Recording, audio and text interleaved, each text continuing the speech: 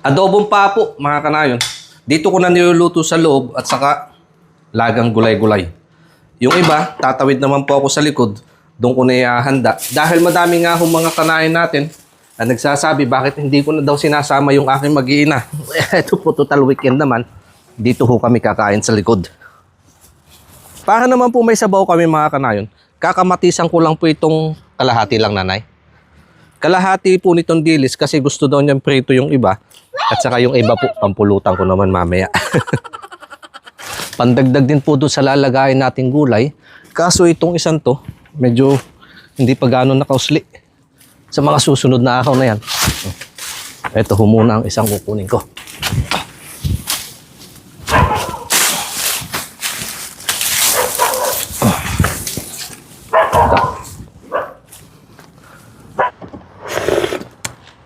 Oho, napakalasa. Ito po yung masarap sa dilis kapag yung medyo half cook lang. Tignan nyo naman po. My favorite is Pwede na. Kain na tayo. You want to try the soup, anak? Then tell me if it's masarap. Yummy? Okay. masarap. Masarap. Eto na po, yung mga naipon nating ulam mga kanayon.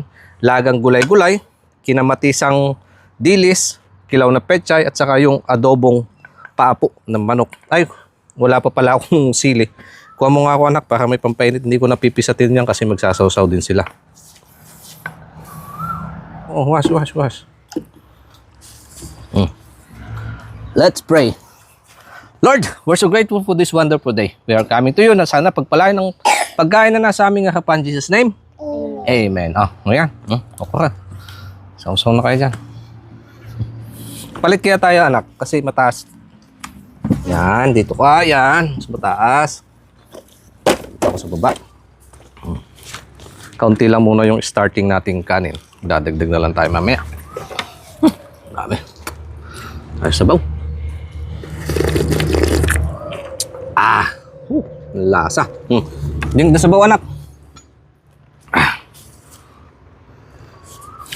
Sarap po talaga ng gulay basta sa kaywa. Basta.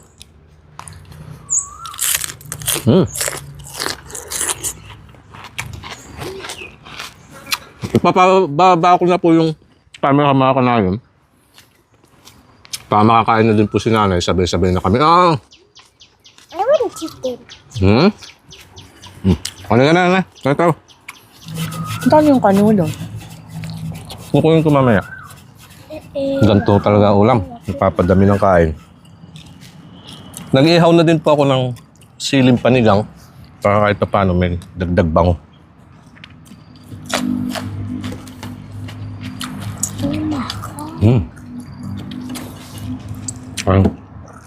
Yung talat anak. Dapat busog na busog. So we will be strong the whole day. Very good.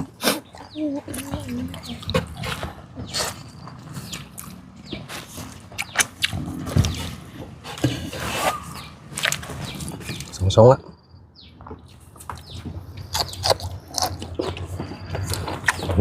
Sarap. Very good.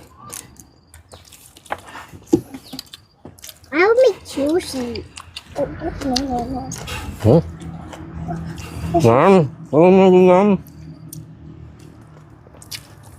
May langaw. Sarap. Ano yun?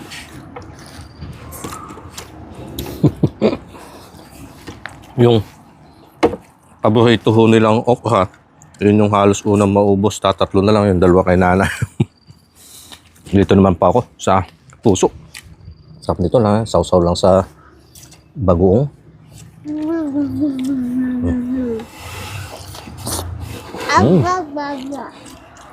Nanay.